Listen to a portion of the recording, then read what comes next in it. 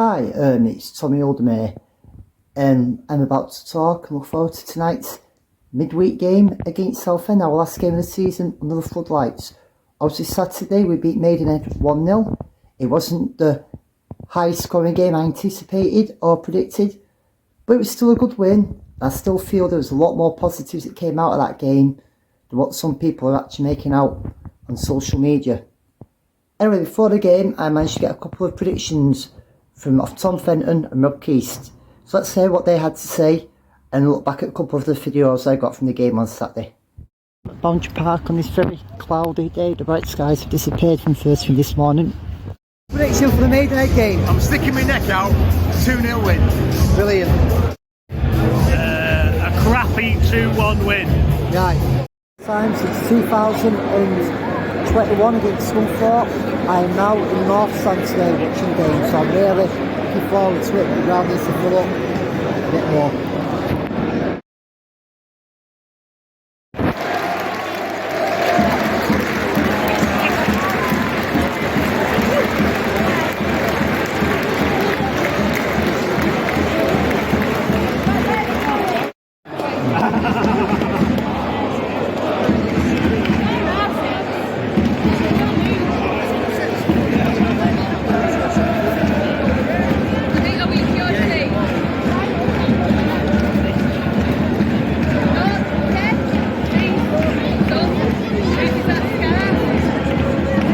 Shows.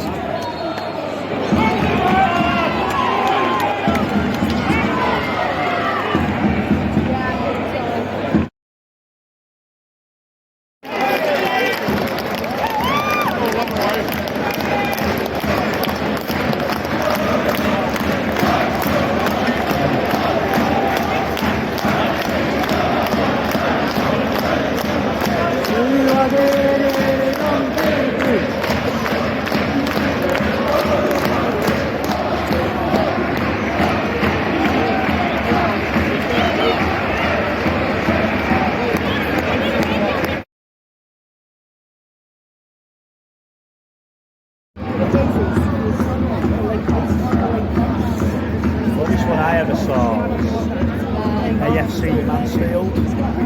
Yeah. And they did one where they all stood in a circle.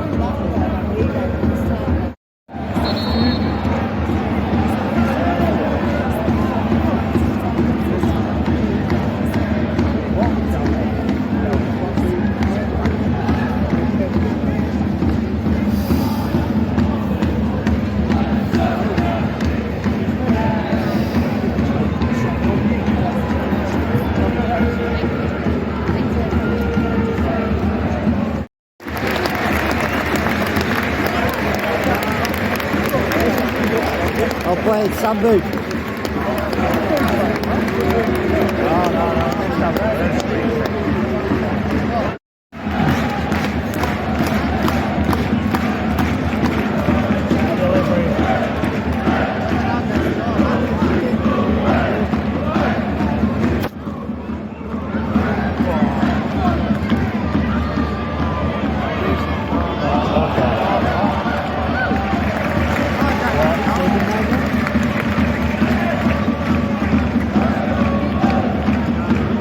Like I said, or someone Southend got their proverbial together.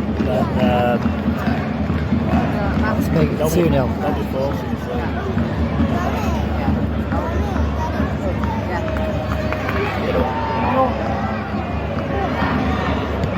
Oh!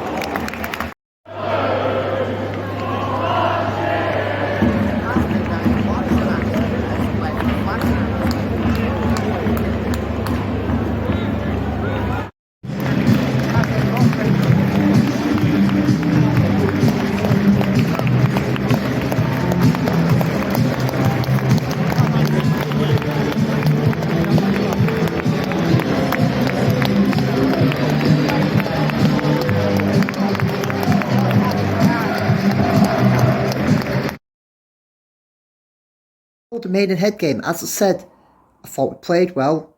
I thought it was actually not as bad as people have made out. Don't be wrong, I've seen a lot better football in the past. I've seen far worse. I thought went at them. I thought scoring the goal earlier on opened the game up. because it meant they had to come at us. It was a lovely finish from Reed, a great goal. Their keeper has one of the worst I've seen this season. His kicking was appalling. He looked nervous on one-on-ones. You could tell that under pressure, he couldn't cope. Now, I heard he got injured before the game, but we should have exploited that more. For me, by half-time, we should have been 4 or 5-0 up. In the second half, we had opportunities. I thought we played really well down the wings. For me, Green and Kitchen were both outstanding. Kitchen, I'd even switch to winger and bring another left-back in, or play Green and Kitchen as both wing-backs. Okay, I thought sometimes the set pieces weren't the best, but we had plenty of balls played in, went round the defenders overlapping, and they couldn't cope with it. And that's the way to win games in this league, rather than just playing ugly as people do, or letting them throw 11 men behind the ball. If you get behind them and get in and play, utilise these wings to your strength, teams can't cope. Green and Kitchen offer us both a lot of pace. I thought Yardy played really well. Rooney had a good game. I could tell when he got took off. This is where the negativity comes in, it upsets people. Unsworth taking him off early. Rooney could tell the game was there to be killed off, and he looked frustrated. Sambu, I thought, put another good game in. I know he's not everyone's cup of tea, but do you know what I'm starting to like, the lad? Shelton, I saw improvements, yeah. His passing, you can tell, like with the Solio goal, he can make some good passes, but then I remember there was a time on Saturday, he passed the ball and he overhit it. But there is a play there. I thought Sutton, who's had some criticism, having been played out of position at times, also had a decent game on Saturday. Obviously, these are games next year where I know we won, I know it was another clean sheet, but I'd be hoping to be putting 3 or 4 more passes with these teams, boost our goal difference, put that message out that we mean business. Like I said, what is it they brought? 56 fans, and I'm not going to knock them. Anyone who travels to football to watch their team gets in my hands, applaud. But please, let's just show what we are. Let's make Boundary Park a fortress.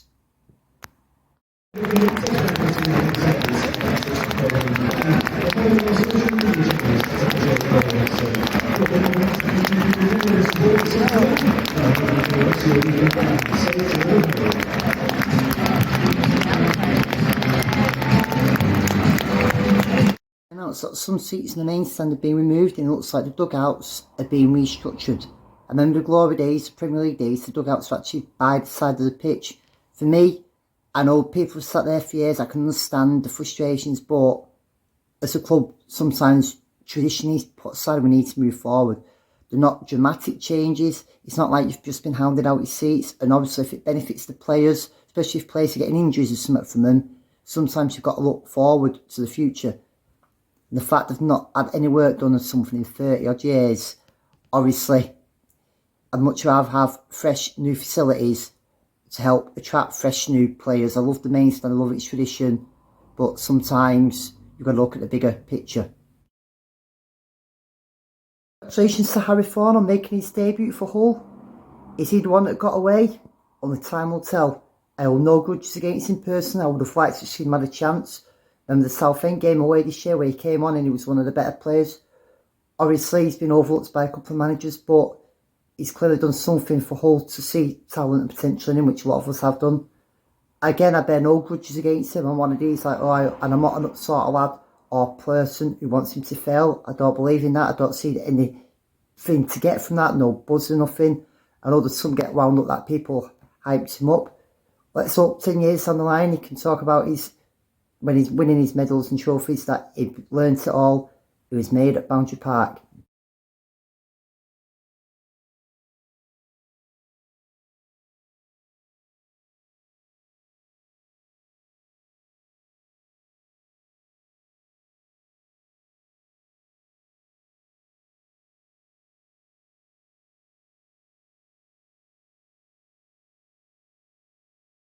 Welcome a team we're very familiar with, Southend United, who we played many times during our stay in the EFL. They've had well-documented financial problems, run-ins with the chairman. I wish them all the best. Their ex-manager is ex-Oldham player Kevin Mayer, who scored in the famous Jan Butts horror show when we lost 6-2 away at MK Dons. They also have ex-Oldham player Rhys Murphy up front, remember, who couldn't hit a barn to save his life. They have drawn one of their last 4 games, winning the other 3. Wins were included Yeovil and Woking, but in March they lost 7 in a row, including 4 away games. So their away games isn't anything really to be frightened about. I expect them to come at us because they're still pushing for a playoff place along with next week opponents Bromley. So we can have a big say on who reaches the playoffs. I do hope with results, a bit of form behind us now, we'll go at it. I'm hoping we'll raise the game, and it's not one of them performances where we'll just sit back deep, because if we're going to push and finish in the top 10, finish in the top half, which will be an achievement, we need to go at these teams.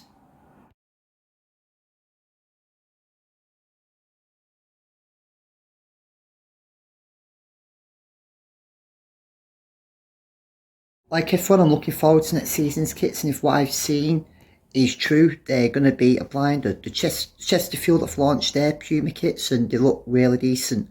Talking about kits, the retro shirt I had on earlier on was a Toffs remake of the 1970 to 71 Tangerine Away kit, and obviously this one I've got on from a couple of years back.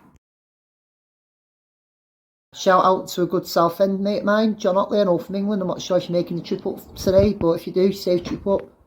An interesting fact tonight, Rochdale could get relegated to the National League. Now, in one sense, they'll have had Derby back. And yeah, they laughed their heads off at us last year, so karma's not a bad thing. But it's also a little sad to think of the EFL next year without Oldham, Rochdale and Bury. Bit of a sad state of affairs at three traditional clubs. Lancastrian, Greater Manchester, as others like to call it, but will not be in the EFL, and it's a sad sign of the time, especially if you've got like a money bags like Salford up there. But we'll look forward to opening the door and welcoming you next year. It's not as bad as they say it is. It's awful. But I do hope you get your off-field issues sorted like we've done, because you're a Derby and we want you in next season as well. We want to beat you. We want to take 6 points off you. We don't want you to go to the wall, which hopefully will happen. For this week's video, I'm going to leave you with the legendary Cole Moore doing one of his songs, a little bit of Oldham everywhere. Keep safe, everyone. Enjoy the game. It's 3 points tonight, and I'll see you all on the terraces.